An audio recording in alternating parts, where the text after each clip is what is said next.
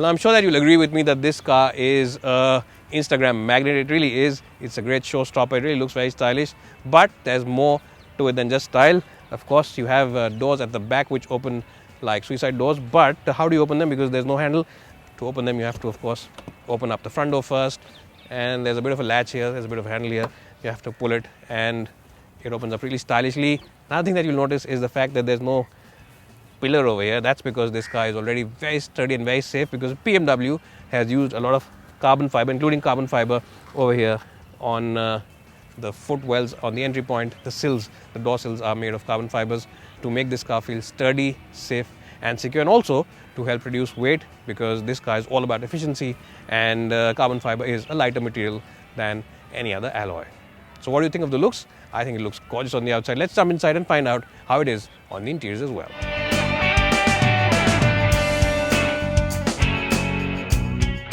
Well, so the i3's exterior is a special design, and the interior also is just as special to sit in. You of course get this wood finish over here, and you get this leather as well as nice plastics all across. The quality is absolutely first rate, and it is a hugely practical place to be in as well. You of course get this huge tray over here where you can keep your cell phone as well as your wallet and your sunglasses. You also don't get a galley in this car, which means that this space here is completely freed up, and you also get this little strap where you can keep stuff. I've of course kept a 1 liter bottle, and you can also keep that bottle here. And as I just said, in terms of practicality and space, it's a nice car to be in. The seats also are very good in terms of comfort. Yes, the seat back might look a little thin to you on video, but don't just judge it by the depth of its back, because it is a very comfortable seat. It's a nice seat to sit in. The seats themselves offer you very good support, and the door pads also have this nice material. So it is a classy place to be in, and it's just as special as any other BMW. Another bit of practicality inside this car is the fact that this glove box opens up nice and coolly, and even though it's not a cool glove box, there's felt lining all across it, which makes you feel that much more special. And you of course get these two big screens over here. This of course is the iDrive system.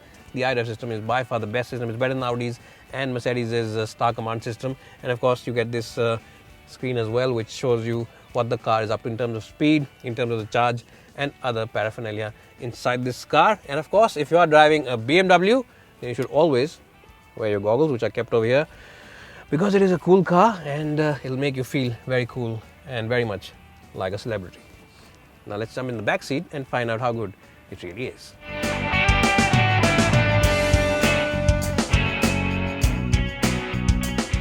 Well, so if your height is about 5'10", 5'11", or even if you're about 6 feet in height, then headroom is quite okay. Knee also is just about decent. It's not the best, but considering that this is a relatively compact on the outside, it is quite okay. No complaints over there.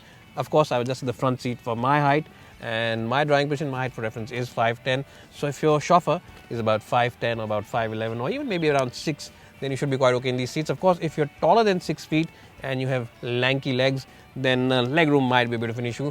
But for the average sized person who's about 5'7", 5'8", or even if you're about 5'10" or 5'11", these seats are more than sufficient. Ideally, these seats are good for two only, because in the middle you get a proper cup holder which cannot be removed. So only two can sit over here.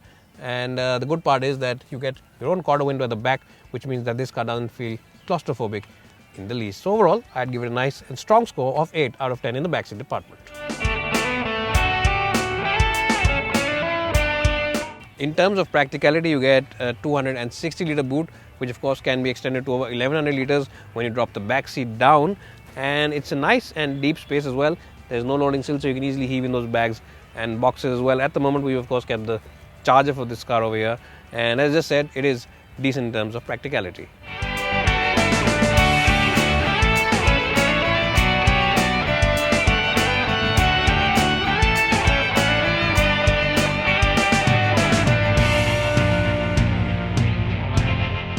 Well, so the first thing that you'll immediately notice is the eerie silence that this car has to offer. It really doesn't feel like anything that you've ever driven before, and this silence will take a little getting used to. It might take you a day, it might take you a couple of days, it might only take you 10 minutes, but it'll take some time getting used to it. And the good point about this car, of course, is the fact that it is an all-electric car, which means that the torque and the power, the 184 bhp, are immediately available. Yes, this car makes 184 bhp. There's no range extender on this particular version. There is a range extender model available internationally, and what that essentially means is that you get a 600cc engine which is kicked in, or which kicks in when you want it to, when the batteries are completely dry. But that engine doesn't power the car. It will assist the batteries at the back, and the batteries will then get regenerated. They'll have more charge, and then of course you can go another 50, 60 or whatever kilometers you want to choose. So that's something which is very unique. There's no petrol combustible engine on offer to power the wheels. It'll only, when it comes, of course, be available as an extender for the battery pack. And of course the battery pack is at the back, it's below the passenger cell, which means that in terms of the center of gravity and in terms of the balance, it's a very good car, and it's a nice car because just like most BMWs, this one is also driven at the back. The wheels are powered at the back, so you get a very nice and agile car. The steering wheel is a typical BMW unit, and what I mean by that is that it's full of feel, it's full of communication, and it just loves to be driven hard. Of course, if you drive it hard, the range might go down or it might drop down dramatically, but it is a typical BMW in terms of the way it drives. And just like any other BMW, it's a car which will simply put a smile on your face, because the steering wheel, as I just said, is full of communication. And just like any other BMW, you of course get a variety of modes to choose from. You of course get Sport mode, Comfort mode, the Eco mode, and the Eco Pro mode. Now the Eco Pro mode really is the one to choose, because if you want extended range, BMW of course claims a range of about 200 kilometers for this car, but if you use it in the Sport mode, it will drop down to 160.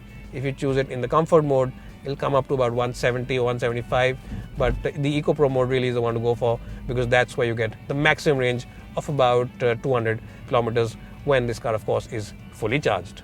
Now this car is riding on 20-inch wheels, remember, so the suspension feels a little stiff and the ride quality is on the firmer side, but that said, it's quite decent if you take it out over rumble strips or if you take it over broken patches of road.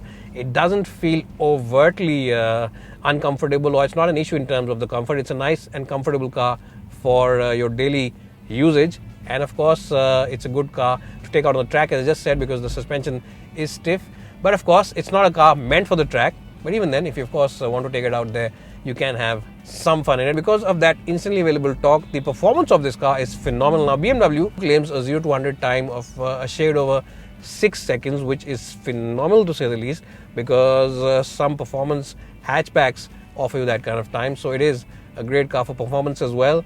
And having that instant torque means that you have to be very careful with your right leg. You can't really flex it too much, because before you know it, this car will be doing speeds which are illegal on most Indian roads or most Indian highways as well. So you'll have to be very careful with your right leg, because this car will take off in an instant. It's as energetic as a kid is after having his meal, or after a kid has had a couple of chocolates. It really is very good in terms of power delivery. It's very alert and very agile as well. But what you'll also like about this car is the fact that because the windscreen is really far away from the driver, it's a very, very far off windscreen, you will feel a sense of airiness inside the cabin. It really feels like a very roomy place to be in. And that's not all, because the torque is available instantly. You'll really enjoy driving this car inside the city, because there's no waiting for that 2000 RPM or 1500 RPM to kick in to wait for the torque to come in. So this is a very enjoyable car, and one which you will really enjoy as your daily driver. Now, special mention has to be made about the sound isolation inside the cabin. It is a very well isolated cabin. There's no wind noise, there's no tire noise, because there isn't any engine, there's no engine noise as well. And the i3's cabin will really cocoon you well from whatever's happening on the outside. So it really is a special place to be in. And as I just said, in terms of the overall driving experience, it's a typical BMW.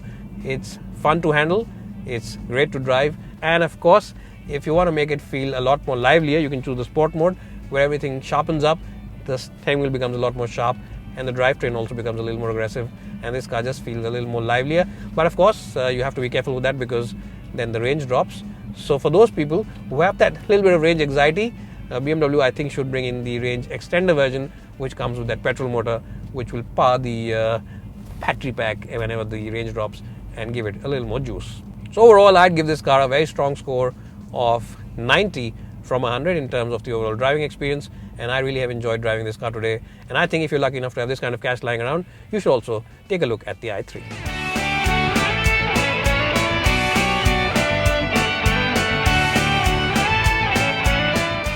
Well, Well, so the BMW i3 might be very expensive to buy when it goes on sale sometime next year, but if you can afford it, then this is the car to go for because it looks really different from the outside. It's very cool on the inside, and of course it has that all-electric motor, which means that you'll always sleep with a green conscience and do your bit for the environment.